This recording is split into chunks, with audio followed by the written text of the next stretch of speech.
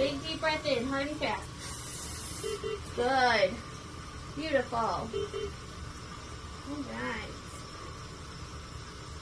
Good job. Good job, Chris. Let me go talk with the docs. Ooh, look at that big deep breath. That was better. That's hard. Yeah, it's hard. It's very isolating. Doing this is very isolating.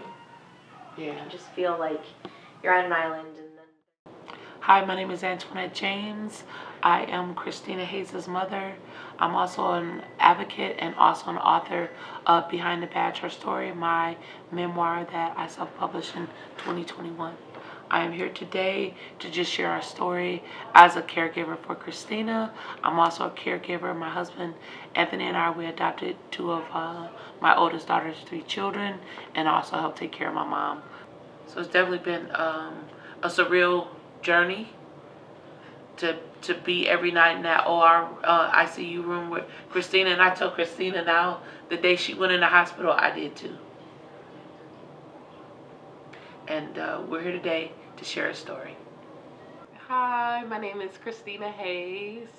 I'm here to share a little bit about my story and why caregivers matter and why they're so important to as a necessity of everyday life. I was diagnosed with mixed connective tissue disease at the age of 19, and that would have been back in 2007. And this year, of course, is 2023. I was a sophomore at Eastern Michigan University, and what was happening to me and to my body was really strange. I was slowly getting more fatigue every day, more tired every day. I just couldn't do the normal things that I like to do. I started missing class a lot just from oversleeping. And I would let my primary care doctor know, like, something is wrong with me. Like, I keep sleeping too much. I'm really fatigued. And she was like, oh, maybe you have this, or maybe you have this. Take this medication and we'll see if that helps you. Take this other medication and we'll see if that helps you. And nothing was really helping me. And it was like 8 different doctor appointments that I kept going to, and I kept needing doctor's notes for my teachers because I was missing so much work and just falling behind a lot. And then it got to a point where I couldn't even carry my groceries into my college apartment, and that's when I knew at that point that something is really wrong, and it's not just another doctor appointment was not going to satisfy it. So when I went to my doctor that time, I told her, please send me to a specialist, somebody who can figure out what is wrong with me, because they were not figuring it out. You know, after a million appointments and feeling helpless and hopeless and failing in school, I needed to know what's wrong with me. So my doctor sent me right up the street to Ann Arbor to the University of Michigan Hospital. The doctor called me and just said, come to this appointment, bring a loved one with you. So I took my mom with me that day, and the doctor said, we found a couple different things in your lab work and your blood work, and what your diagnosis is mixed connective tissue disease, which is an overlapping of 3 different autoimmune diseases. And she was just like, there's no cure for this, but there is medication that can help you feel better. And just know that along your journey dealing with this, you're going to see a lot of white coats, which meant doctors. Like, I would see a lot of doctors coming up. So for me, I was just young and just ready to live my life and get back to normal. So I was like, okay, so it's no cure, but it's medicine. So give me some medicine so I can get back on my way and go back to school, do what I was doing. I ended up being hospitalized a lot during my college time, and I was just so blessed with the many friends and family members that always visited me in the hospital whenever I had a flare-up. The main thing I'm affected by out of mixed connective tissue disease is lupus.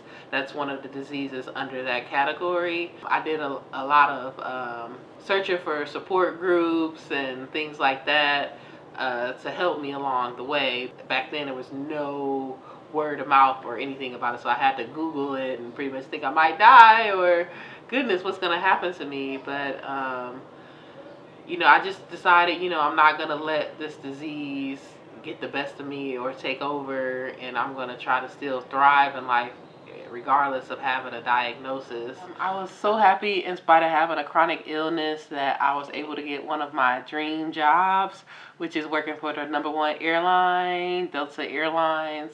I would always be kind of sad because I couldn't always travel with my friends due to my illness. Like, we would try to plan trips with. You can't plan when you're going to be well or not when you have lupus, because it can have a flare-up moment in any moment. So I applied for the job and I got the call, and I'm like, yes. They called me for an interview and they were like, welcome to the Delta family. Where's the first place you like to fly? And I was just like, oh my gosh, you can fly anywhere in the world. It's been a blessing to be able to travel the world and also think about change in the world at the same time. And I just love that job. I do get time to myself and to take care of myself, along with being a paid leave organizer. So that is another, great thing, showing people that even though you have a chronic illness, you still can get your dream job and be a great employee in spite of all that's going on in your world. It came to a point where I ended up in a coma at the hospital due to high blood pressure, and the doctors were saying there was nothing that they could do for me. They didn't know if I was going to wake up or not. It was a really, really scary time, but the blessing out of it, I was in a coma for like a month, and then I miraculously woke up, and when I woke up, there were pictures all over my hospital room. I couldn't believe it, and I didn't know what happened. Like, I didn't even know I was out of it for that long. And my mom was there, and she was just like, you weren't you don't even remember. And she was just going through a lot, because nobody was really even understanding what I was going through in the hospital. Nobody knew what my disease was or what the effects of it were. But she came up with a lovely idea while I was in a coma, because she wanted to help raise awareness about my disease and all our family struggles of dealing with it. And she called it the Christina Project, which was a project aimed to raise awareness about lupus and mixed connective tissue disease, and also highlight the symptoms and things like that happen with people that have lupus and what daily life is like. And when I heard her idea, I was like, all right, I'm going to start sharing my story a little bit, because I was a little, not so much in the limelight of telling people so much about what was going on with me and everything. But I was like, it's time to start sharing. I started getting a big following of people watching me go to my daily blood draws, all my doctor appointments. From being in the hospital a lot, I would see that my roommates in my room at the hospital didn't get visitors, and I thought that was so sad. So I decided that I was going to start going to visit other patients in the hospital that were dealing with the same disease as me, to uplift and encourage and inspire them. And I wanted to do things that my family and friends did for me while I was in the hospital. And that is bring flowers, gift cards, balloons, food, everything. My family is thebomb.com. But I started doing that for other lupus patients. I would go get flowers and balloons and show up to their room and just sit there and listen to them about what they were going through. Any help that they needed. I would share resources that I knew about. People deal with so much more than what you think of while they're sitting in a hospital. So the Christina Project, my project kind of blew up just by word of mouth. I was getting so many calls. People were just like, hey, it's this girl that will go see your relative in the hospital, and she can really help cheer them up, and she can relate. So call her. So people would ask me, how are you making this happen? So many Lupus Warriors have been seen by the Christina Project in the hospital, and it turned around being a blessing for me, because all of that love came back to me back on April 30th of this year of 2023. I had a very scary end-of-life experience at the hospital with my lupus complications. But this time I got to the hospital and I was feeling out-of-body experience. I was really fatigued and cold, and I had caught a case of sepsis and needed to be on emergency dialysis. And then they also discovered I had blood clots as well. It was multiple things going on all at one time. I ended up in a coma for 2 weeks while I was there, and then I woke up and I was just still in a lot of excruciating pain. I couldn't feel my legs. I felt like I was paralyzed from the waist down. I couldn't lift anything. I couldn't move my toes. nothing. It was just so scary. But I heard all of my friends and family had came to the hospital because doctors were saying that I might not even make it past that mark, but I did. And it was a really scary time. Once I woke up from the coma, it was a month later into the stay. So doctors had to do a CAT scan on me to see what was going on in the inside of my stomach. And once they did that, I was sitting there after the CAT scan was done, and I was waiting. It's a team of transport people that come and pick you up. But the transport people never came to get me. It ended up being a surgeon that came into the room, and she was like, Christina, based off what we just saw in your CAT scan, we need to take you into the operating room right now. I was like, right now? I'm like, you gonna take me back upstairs to see my mom and my granny and everybody, right? And the surgeon was like, no, we don't have time for all that. I got a team in the operating room. They're ready to go. And based off what we just saw, it is time. We got to do this right now. So she whisked me off to the operating room. It was this big white room. I was just scared. I was like, wait. I was like, can I call my mom? And then so I tried to call my mom. And in the hospital, though, your cell phone reception is really bad. So my mom didn't get any of my calls, and I was just a nervous wreck.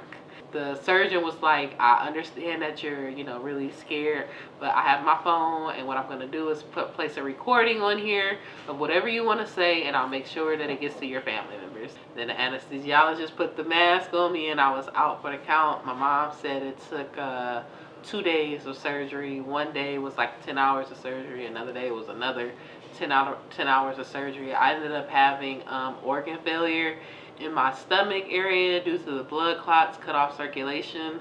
The doctors had to remove a lot of my intestines, a lot of my colon, and my gallbladder. And I woke up with an ostomy bag. So life has completely changed for me drastically since then. I had to relearn how to walk again. I was in the surgical ICU for 6 months recovering.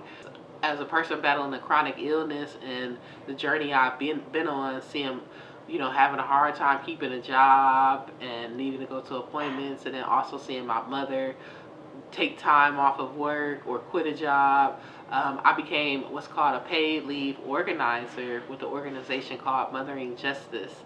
And there I've learned that my story and what I go through can help change laws and legislation for people like me, and we fight for paid sick time or paid family leave.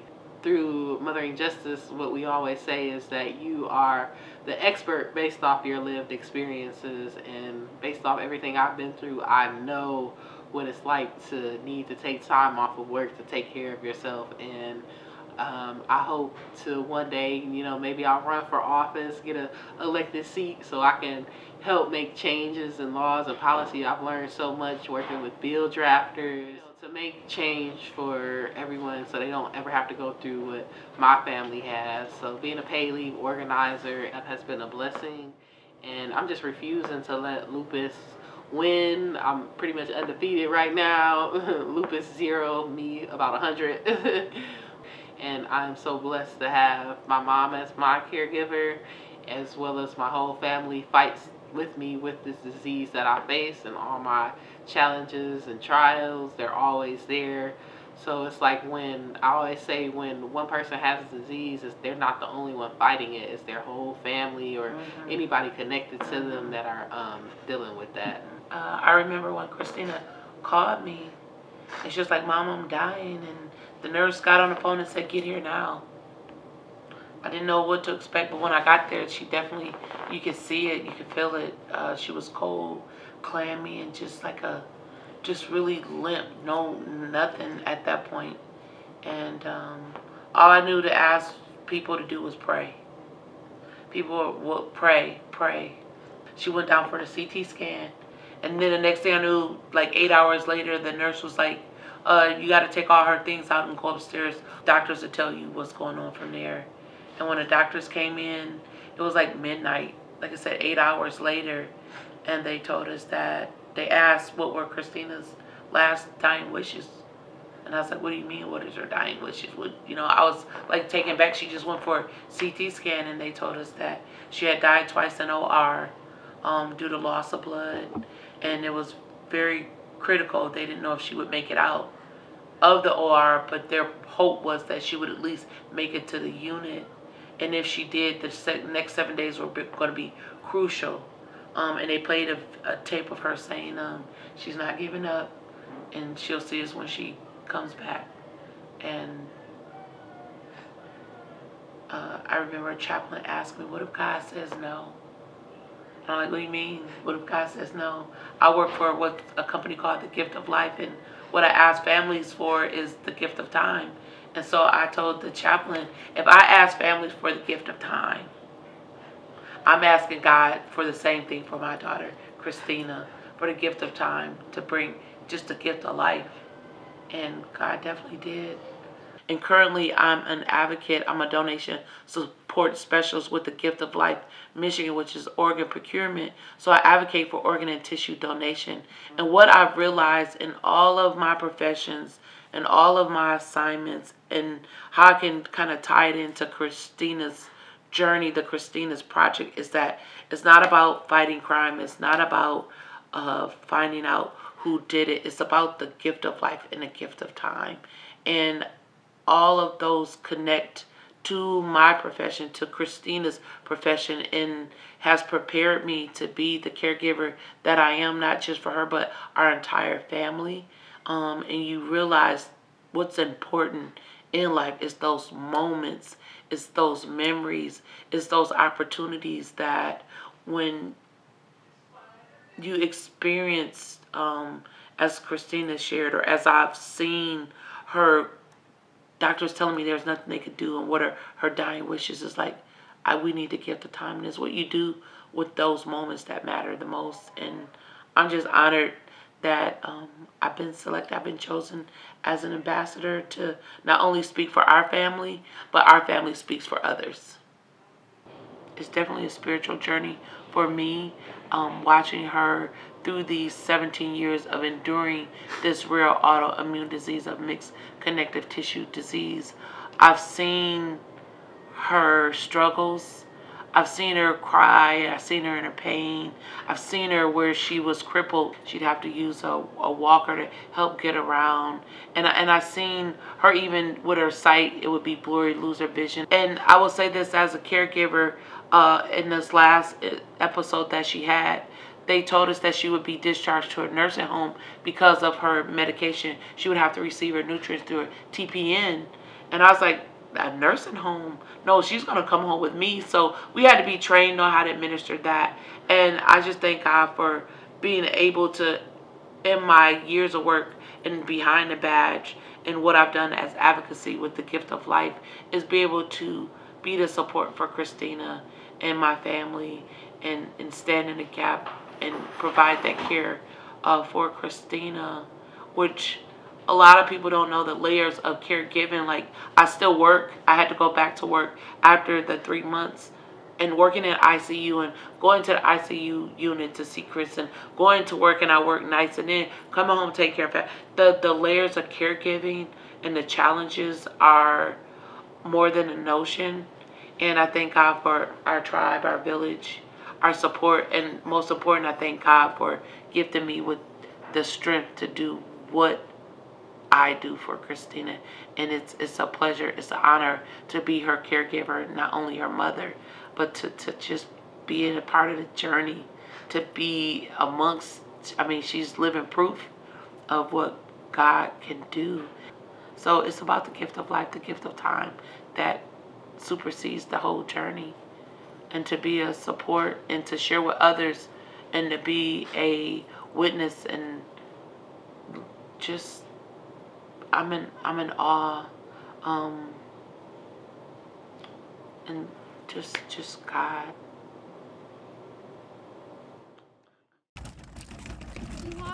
We're walking. She's walking. Physical therapy outside.